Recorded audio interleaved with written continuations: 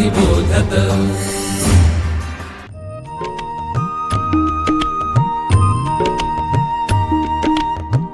विवेकी अक्षर विवेकी लेखन, सुश्राव्य वाचन श्रवणार्थ, चरित्रे संस्कारी धीरवीर गाथा, रम्य बालकथा अनुभवा। अमृताचे शब्द थोर आणि सान, सगळ्यांचे कान आनंदावे, चालता बोलता ऐकावे पहावे, ज्ञानी होत जावे सहजची।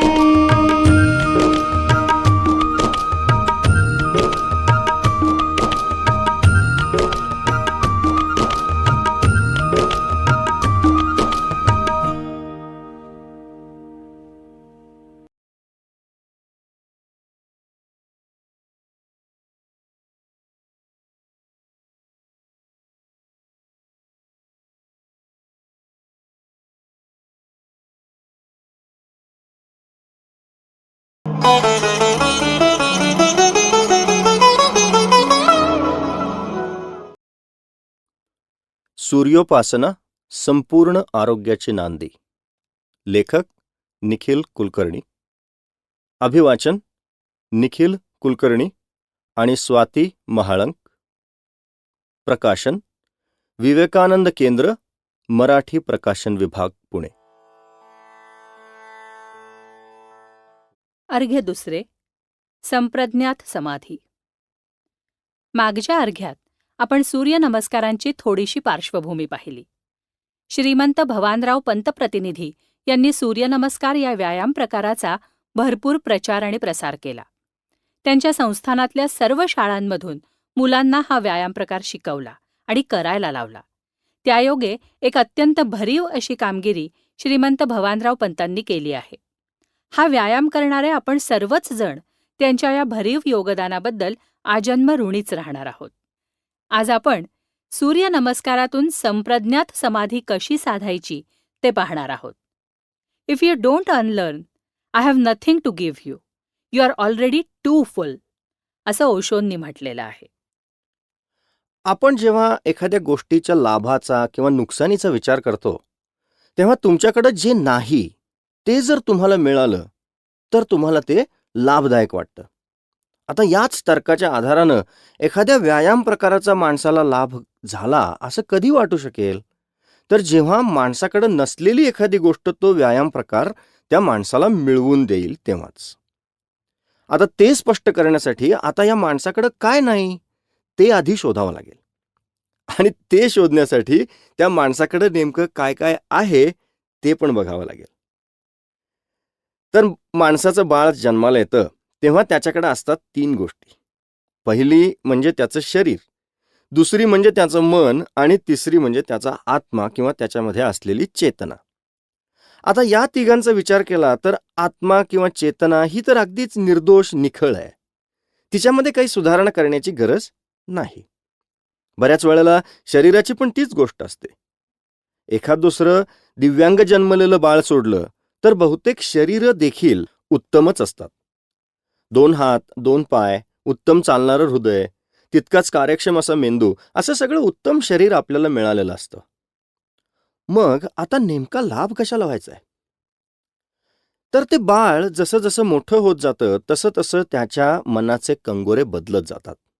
त्याला आता रंग कळू लागतात, त्याला आवाज कळू लागतात, त्याला भावभावना त्याच्यामध्ये तयार होऊ लागतात, त्याला अभिव्यक्ती मिळू लागते, त्याचा शब्दसंग्रह वाढू लागतो, त्याच्यामध्ये तर्क वितर्क, आवडी निवडी, भेदभाव नव्यानं तयार होत जातात, आणि या सगळ्यातून त्याचं एक व्यक्तिमत्व तयार होत जातं.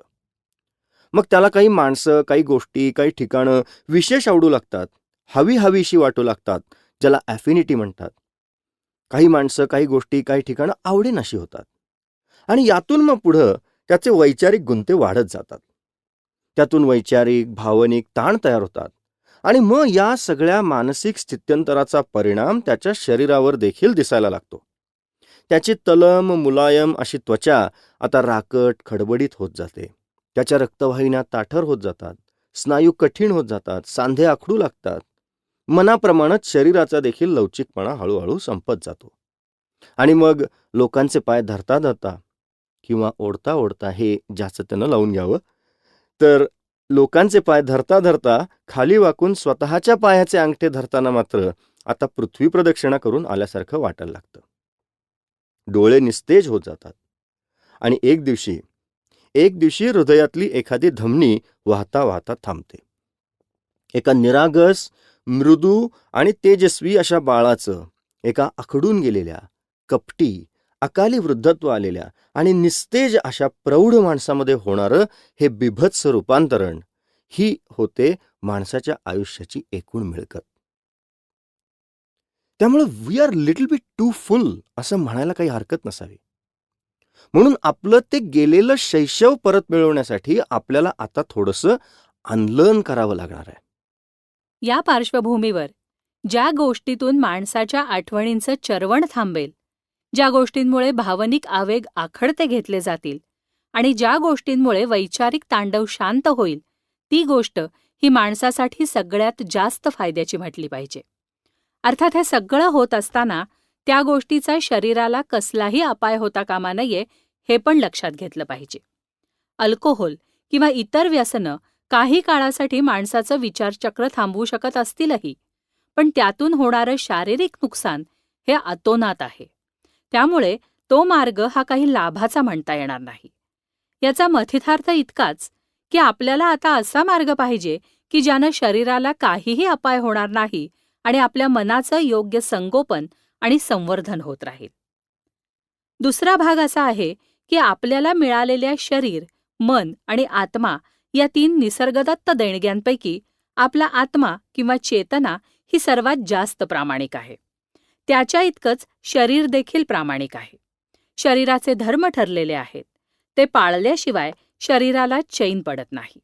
याचाच अर्थ शरीराची वृत्ती ही प्रामाणिक आहे, पण मनाचं मात्र काही सांगता येत नाही. एक प्रयोग करून बघा. तुम्ही जर रोज सकाळी 6 वाजता उठत असाल तर उद्या 4चा गजर लावून झोपा. बरोबर 4 वाजता गजर वाजेल. तुमच्या कानांवर त्याचा आवाज पडेल. तुम्हाला तो ऐकू येईल. तुम्ही डोळे किलकिले कराल आणि मग काय कटकट आहे असा विचार मनात येईल. मग त्या विचाराला शिरोधार्य मानून तुमचा हात अंधारात उडत उडत जाऊन नेमका स्नूज बटनावर जाऊन बसेल. गजर बंद होईल आणि तुम्ही परत झोपी जाल. या सगळ्या प्रसंगामध्ये आपला आत्मा तर अविचल आहे. शरीरातल्या इंद्रियापैकी तुमच्या कानांनी, डोळ्यांनी आणि हाताने देखील 100% प्रामाणिकपणानं काम केलेलं आहे. पण 4 वाजता उठायच्या संकल्पात घोळ घातलाय तो आपल्या मनानं. तर सांगण्याचा मुद्दा असा आहे की जर एखाद्या गोष्टीतून, एखाद्या व्यायाम प्रकारातून आपल्याला खरंच काही लाभ करून घ्यायचा असेल, तर ती गोष्ट मनाच्या शुचितेसाठी किती परिणामकारक आहे हे पाहणं सगळ्यात जास्त आवश्यक आहे. आणि त्या दृष्टिकोनातून सूर्यनमस्कार हा मनाच्या संपूर्ण आरोग्याचा व्यायाम कसा आहे ते आता आपण पाहणार आहोत. मनाचं स्वास्थ्य बिघडवणारी सगळ्यात महत्त्वाची गोष्ट म्हणजे आपले विचार आणि त्याला जोडून येणाऱ्या भावना. याच्यामध्ये वाईट विचार जसे आले तसे चांगले विचार देखील आले. कुठलाही विचार, चांगला असो वा वाईट, कुठलाही विचार हा आपल्या मनाचं सरोवर सतत गढूळ करत बसलेला असतो. त्यामुळं हा विचार थांबवणं हे त्या व्यायाम प्रकाराचं पहिलं उद्दिष्ट असलं पाहिजे. एक चांगली गोष्ट म्हणजे आपलं मन हे आपल्या मेंदूत राहतं. त्यामुळं त्याला मेंदूच्या सगळ्या जीवशास्त्रीय मर्यादा या लागू होतात. सूर्यनमस्कार घालत असताना आपण मेंदूच्या या सगळ्या मर्यादांचा अतिशय खुबीनं वापर करणार आहोत. या मर्यादाच आता आपल्याला कशा मदत करू शकतात ते आता आपण बघूया. To every disadvantage there is a corresponding advantage. W Clement Stone. यातली पहिली मर्यादा म्हणजे आपल्या कुठल्या गोष्टीवर लक्ष ठेवू शकतो ते संपूर्णपणे आपल्या वर्किंग मेमरीवर अवलंबून असतं. वर्किंग मेमरी म्हणजे आपल्या मेंदूचा तात्पुरता साठा असतो. आपल्या फक्त तात्काळ किंवा लगेचच्या गरजांना लागणारा डेटा या वर्किंग मेमरीमध्ये आणून ठेवला जातो. At any given point in time this is the only information a human can process that is available in the working memory. या वर्किंग मेमरीची मर्यादा अशी आहे की आपण कोणत्याही एका वेळी फक्त 4 आणि 4च गोष्टी आपल्या वर्किंग मेमरीमध्ये आणून ठेवू शकतो. म्हणजे आपल्या दीर्घकालीन स्मृतीमध्ये जरी आपण हजारो, लाखो, करोडो गोष्टी साठवून ठेवलेल्या असतील, तरी कुठल्याही एका क्षणी आपल्याला त्यातल्या फक्त 4 गोष्टीच आठवू शकतात. ही माणूस म्हणून आपली फार मोठी मर्यादा आहे. हे आपण लक्षात घेतलं पाहिजे. या विषयावरती युनिव्हर्सिटी ऑफ मिझोरी कोलंबिया इथल्या डॉक्टर नेल्सन कोवान, जेफ राउडर आणि रिचर्ड मोरी यांनी केलेला अभ्यास हा अतिशय महत्त्वाचा आहे. ज्यांना अधिक माहिती हवी असेल त्यांनी क्लारा मास्कोविच यांचं लाईव्ह सायन्सेसमध्ये प्रकाशित झालेला लेख जरूर वाचावा. एकूण काय तर मनाची विचाररहित अवस्था तयार करण्यासाठी आपल्याला आपल्या वर्किंग मेमरीचे कप्पे बंद करायचे आहेत. That is our KPI to be thoughtless. विचारविरहित होण्याच्या प्रक्रियेत मला आपल्या मेंदूची अजून एक मर्यादा लक्षात घ्यावीशी वाटते. आपल्याला जरी असं वाटत असलं की माणसाचा मेंदू एकाच वेळी अनेक कामं करू शकतो, ज्याला मल्टायटास्किंग म्हणतात, तर ते संपूर्णपणे चुकीचं आहे. आपल्या सुदैवानं म्हणा, माणसाचा मेंदू एका वेळी एकच आज्ञा पाळू शकतो. MIT मधले प्रोफेसर डॉक्टर अर्ल मिलर यांचा या विषयाचा अभ्यास खूप मोठा आहे. ते म्हणतात की switching from task to task, you think you are actually paying attention to everything around you at the same time, but you are actually not. You are not paying attention to one or two things simultaneously, but you are switching between them very rapidly. त्यामुळं आपला मेंदू एका वेळी एक आणि एकच गोष्ट करू शकतो, एक आणि एकाच गोष्टीकडे लक्ष देऊ शकतो आणि एका वेळी तो 4च गोष्टी लक्षात ठेवू शकतो. या 2 गोष्टी आपण लक्षात घेऊया. आता मेडिटेटिव्ह फॉर्ममध्ये आपण जेव्हा सूर्यनमस्कार घालतो त्यावेळी प्रत्येक नवीन आसनामध्ये गेल्यावर आपण त्या आसनाचं नाव, बीजमंत्र, सूर्याचं नाव, चक्राचं नाव, चक्राची जागा, चक्राचा रंग या इतक्या सगळ्या गोष्टी आठवतो. त्या सगळ्या गोष्टी आपण तोंडानं म्हणतो. त्यातून आपल्या वर्किंग मेमरीचे 4ही कप्पे काबीज करण्याची संधी आपल्याला मिळणार आहे. आणि त्याच्याच जोडीला आपण त्या आसनामध्ये श्वास घ्यायचा की सोडायचा याच्यावरही आपल्याला आपलं लक्ष ठेवावंच लागणार आहे. म्हणजे इथंपर्यंतच आपल्या वर्किंग मेमरीचे 4ही कप्पे संपलेले आहेत. आणि याच्यात भर म्हणून आपण जेव्हा आपल्या दृश्य स्मृतीमध्ये त्या आसनाच्या चक्राच्या रंगाची आपल्या मनःचक्षूंपुढे कल्पना करतो, तेव्हा तर आपण 100% विचारविरहित झालेले असतो. आणि हा एक अत्यंत भारून टाकणारा असा अनुभव आहे. अशा पद्धतीनं मेडिटेटिव्ह फॉर्म केला तर तो करत असताना सूर्य नमस्कार सोडून दुसऱ्या कुठल्याही विषयावर, म्हणजे अगदी आपला साहेब, दुसऱ्याची बायको, तिसऱ्याची इस्टेट यासारख्या अगदी जिव्हाळ्याच्या विषयावर देखील विचार करता येणं शक्य नाही, असं माझं निरीक्षण आहे. याचा मला आलेला अनुभव देखील अतिशय बोलका आहे. कित्येक वेळेला मेडिटेटिव्ह फॉर्म करत असताना मी उपासकांना अचानक त्यांचं नाव विचारतो किंवा त्यांच्या योगा मॅटचा किंवा त्यांच्या शर्टाचा रंग विचारतो किंवा कधीकधी त्यांना माझं नाव विचारतो. आणि आनंदाची गोष्ट म्हणजे आजपर्यंत असल्या साध्या सोप्या पण अचानक आलेल्या प्रश्नाचं एकदाही लगोलग उत्तर मला कुणी देऊ शकलेलं नाही. अर्थात अपेक्षित देखील तेच आहे. त्या क्षणी तुमचं संपूर्ण लक्ष हे त्या स्थितीमध्ये उतरलेलं असतं. पतंजली मुनींनी त्यांच्या एका योगसूत्रात या अवस्थेचं वर्णन केलंय. ते म्हणतात, वितर्क विचारानंदा स्मितानुगमात संप्रज्ञातः. याचा अर्थ अखंड चाललेल्या विचारातून आणि वितर्कातून मुक्तता झाल्यावर होणाऱ्या आपल्याच निर्गुण निराकार अशा अस्मितेचं दर्शन ही संप्रज्ञात समाधी आहे.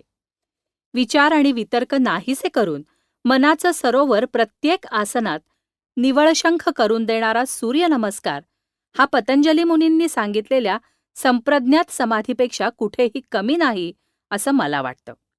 तोच त्याचा सर्वात मोठा लाभ आहे. When you are no more, only then for the first time will you be, असं ओशोंनी म्हटलंय. आता पुढच्या अर्घ्यात आपण सूर्यनमस्काराचे इतर लाभ बघूया.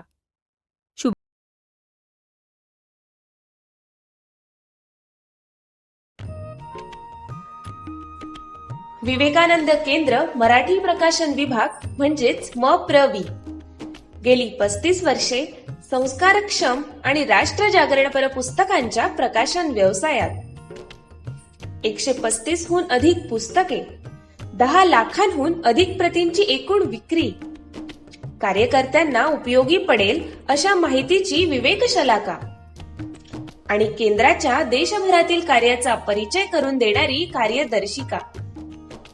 संपर्क अश्विनी हाईट्स, पहिला मजला, ग्राहक पेठेजवळ, टिळक रोड, पुणे 30. संपर्क क्रमांक 9881061686.